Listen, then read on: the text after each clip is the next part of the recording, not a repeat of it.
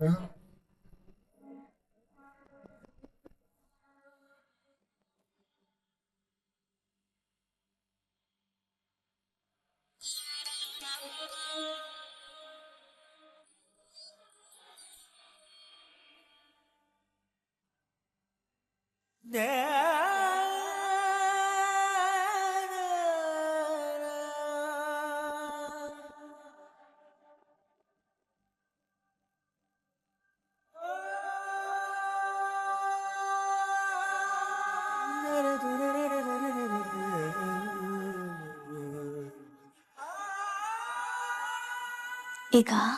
ನಿಮ್ಮ ಅಮ್ಮನ ಹತ್ರ ಏನು ಮಾತಾಡಬೇಕು ಅಂತ ಇದ್ದೀರೋ ಅದನ್ನು ಈ ಚೀಟಿಲಿ ಬರೆದು ಕೇಳಿ.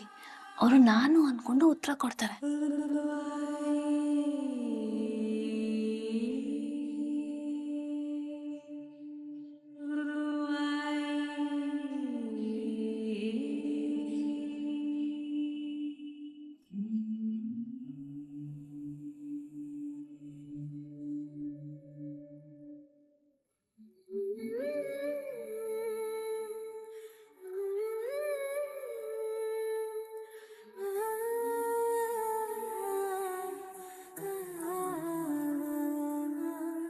ಅಮ್ಮ, ಹೇಗಿದ್ದೀರಾ?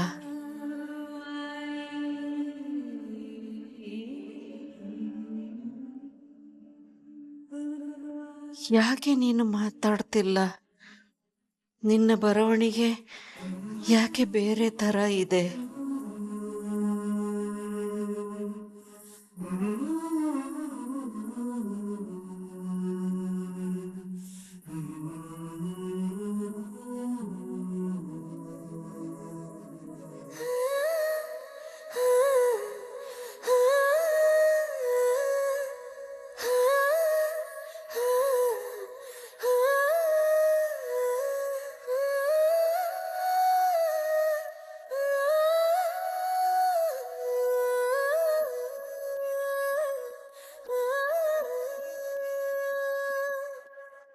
ಉಸಿರೇ ನನ್ನ ಉಸಿರೇ ನೀನಮ್ಮ, ಉಸಿರೇ ಉಸಿರೇ ಉಸಿರೇ ಉಸಿರೇ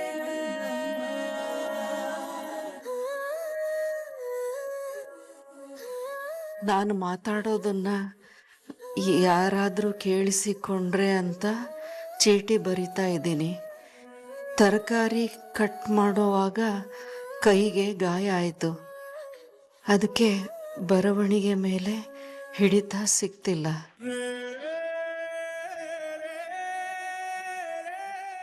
ನೀನ್ಯಾಕೆ ಹೊಸದಾಗಿ ನನ್ನನ್ನು ಅಮ್ಮ ಅಂತ ಕರೀತಿದ್ಯಾ?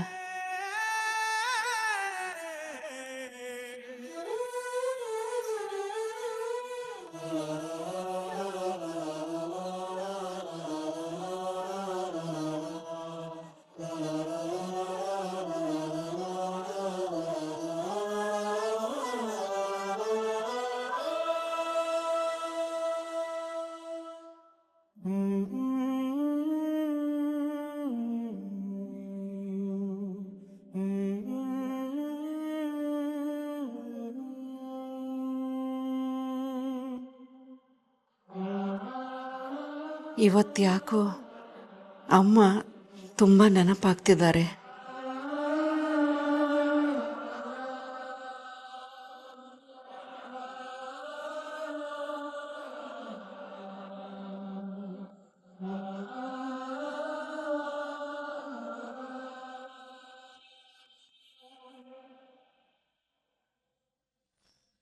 ಜೀವ ಕೊಟ್ಟವಳು, ತುತ್ತು ಇಟ್ಟವಳು, ಭೂಮಿ ಮೇಲೆ ಅಮ್ಮ ಅಂದ್ರೆ ಅಷ್ಟೊಂದು ಇಷ್ಟ ನಿನ್ನೆ ಮಗು ನಿನಗೆ? ಹಣ ಮತ್ತೆ ಇಟ್ಟು ಜನ್ಮ ನೀಡುವಳು ತಾಯಿ ಇಲ್ಲಿ ಒಬ್ಬಳೇ.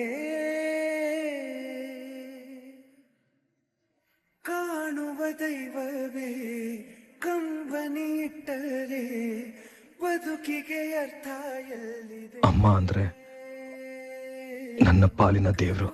ಕಣಜವೇ ಕೊರಗಿ ನಿಂತರೆ ನನ್ನುಸಿರೆ ನನ್ನ ಕೊಂದಿದೆ.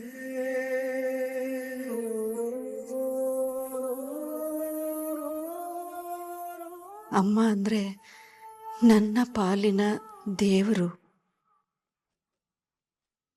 ಅಮ್ಮ, ನೀನ್ ಮಡ್ಲಲ್ಲಿ ಮಲಗಬೇಕು ಅಂತ ಆಸೆ ಆಗ್ತಿದೆ ನನಗೆ. ಜೀವ ಕೊಟ್ಟವಳು ತುಪ್ಪ ಇಟ್ಟವಳು ಭೂಮಿ ಮೇಲೆ ಒಬ್ಬಳೇ, ಪ್ರಾಣ ಒತ್ತೆ ಇಟ್ಟು ಜನ್ಮ ನೀಡುವಳು ತಾಯಿ ಇಲ್ಲಿ ಒಬ್ಬಳೇ. ಕಾಣುವ ದೈವವೇ ಕಂಬನಿ ಇಟ್ಟರೆ ಬದುಕಿಗೆ ಅರ್ಥ ಎಲ್ಲಿದೆ. ಕರುಣೆ ಕಣಜಕ್ಕೆ ಹೊರಗೆ ನಿಂತರೆ ನಾನು ನಿನ್ನ ಪಕ್ಕದಲ್ಲೇ ಇದ್ದೀನಿ ಅಂದ್ಕೊಂಡು ಮಲಗು.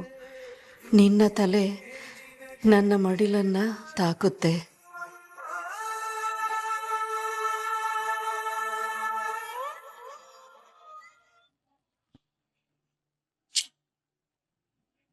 ಏನೋ ಭ್ರಮೆ ಕಾಡ್ತಾ ಇದೆ ನನ್ಗೆ.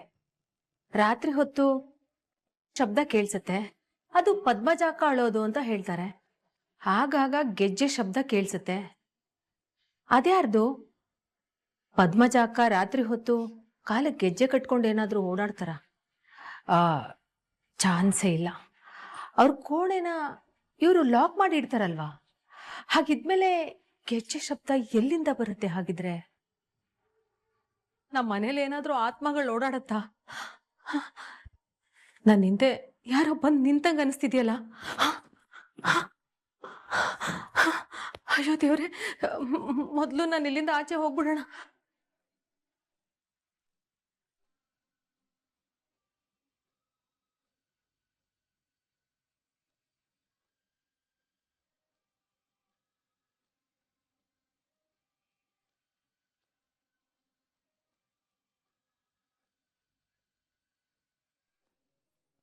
ಮಾಮಿನಿ,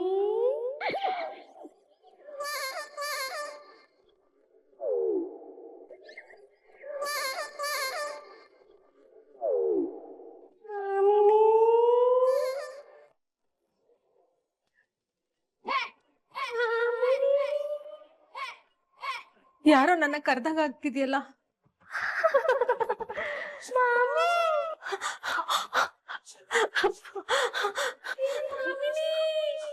ಅಯ್ಯೋ ದೇವ್ರೆ, ಈ ರೂಮಲ್ಲಿ ಯಾವ್ದೋ ಆತ್ಮ ಸೇರ್ಕೊಂಡ್ಬಿಟ್ಟಿದೆ. ಅಕ್ಕ, ಅಪ್ಪ.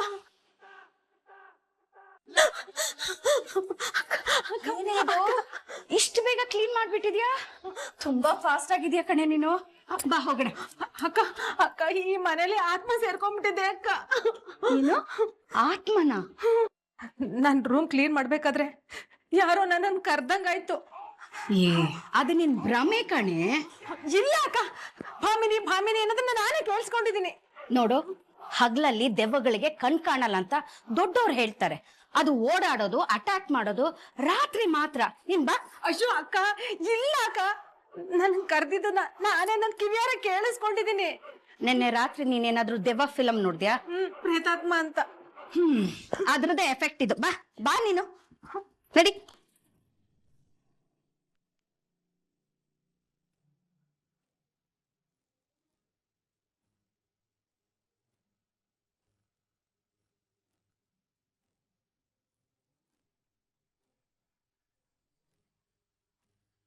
ಅಕ್ಕ ಅಕ್ಕ, ಯಾಕಕ್ಕ?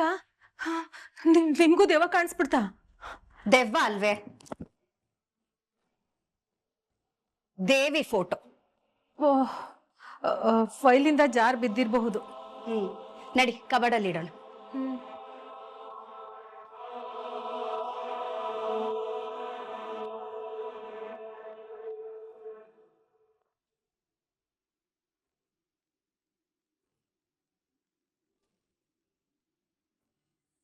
ಅತ್ತೆ ಮೆಡಿಕಲ್ ಫೈಲ್ ಇನ್ನೂ ಇಲ್ಲ ಅಂದಮೇಲೆ ಎಲ್ಲಿದೆ ಅದು?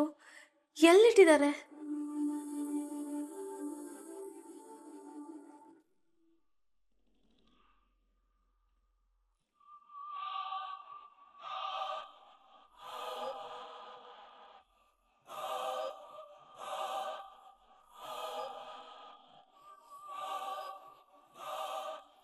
ನೀನ್ ಯಾಕೆ ನನ್ನ ಹಿಂದೆ ಸುತ್ತಾ ಇದೀಯಾ?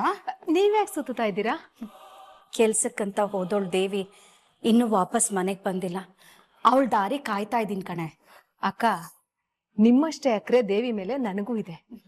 ಅವಳು ಕೆಲ್ಸಕ್ಕಂತ ದೇಶ ಬಿಟ್ಟಿಲ್ಲ. ಇಲ್ಲೇ ಹೋಗಿದ್ದಾಳೆ, ಬರ್ತಾಳೆ ಬಿಡಿ.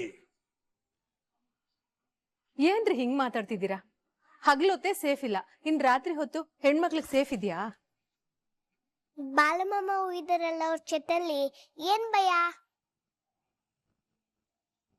ಅಲ್ವಾ? ಮತ್ತೆ ನೋಡಿ, ದೇವಿ ತುಂಬಾ ಸ್ಟ್ರಾಂಗ್ ಆದ ಹೆಣ್ಮಗಳು. ಅವಳು ಯಾವುದಕ್ಕೂ ಭಯ ಪಡೋಳೆ ಅಲ್ಲ. ಕರೆಕ್ಟ್ ಆಗಿ ಹೇಳಿದ್ರಿ ಮಾವ. ಈ ಮನೇಲಿ ಯಾರಾದ್ರೂ ಡ್ಯಾಶಿಂಗ್ ಡೇರಿಂಗ್ ಹುಡುಗಿ ಇದ್ದಾರೆ ಅಂದ್ರೆ ಅದ್ ದೇವಿನೇ. ಅವಳನ್ನ ಯಾರಾದ್ರೂ ಹೆದರ್ಸ್ಬೇಕು ಅಂದ್ರೆ ಅವ್ರಿಗೆ 100 ಗುಂಡಿಗೆ ಇರ್ಬೇಕು. ಹೀಗೆ ಹೇಳಿ ಹೇಳಿನೇ ಅವಳನ್ನ ಹಳ್ಳಕ್ ತಳ್ಬಿಟ್ಟೆ. ತುಂಬಾ ನಾಜುಕಿಂದ ಬೆಳ್ದಿರೋ ಹುಡುಗಿ, ಅವಳಿಗೆ ಕೆಲಸ ಮಾಡಿನೇ ಗೊತ್ತಿಲ್ಲ. ಬಂಗ್ಲೆಲ್ ಬೆಳ್ದಿರೋ ರಾಜ್ಕುಮಾರಿ ಅವಳು. ಆ ರಾಜ್ಕುಮಾರಿಗೆ ಶ್ರಮದ ಬೆಲೆ ಅರಿವಾಗ್ಲಿ ಅಂತಾನೆ ಕೆಲ್ಸ ಕಳ್ಸಿರೋದು.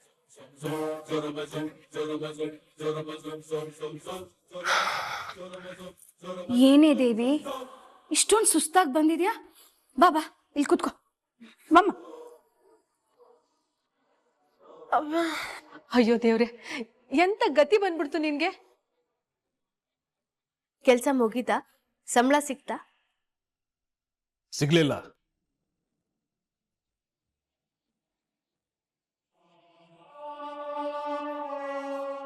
ಒಂದು ಕನ್ಸ್ಟ್ರಕ್ಷನ್ ಬಿಲ್ಡಿಂಗ್ ಅಲ್ಲಿ ಕೂಲಿ ಆಳ ಕೆಲಸ ಮಾಡ್ತಿದ್ರು ನನ್ನ ತಂಗಿ. ನೋಡಿ ಹೊಟ್ಟೆಲ್ಲ ಉದೋಯ್ತು.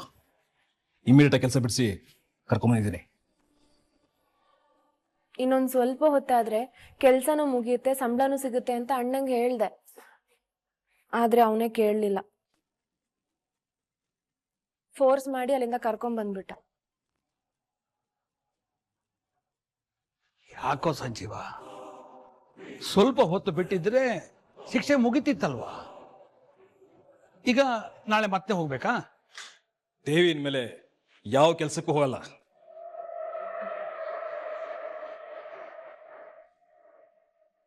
ಹಾಗಾದ್ರೆ ಶಿಕ್ಷೆ ಕತೆ? ಆ ಶಿಕ್ಷೆನ ನಾನು ಕ್ಯಾನ್ಸಲ್ ಮಾಡ್ತಾ ಇದ್ದೀನಿ.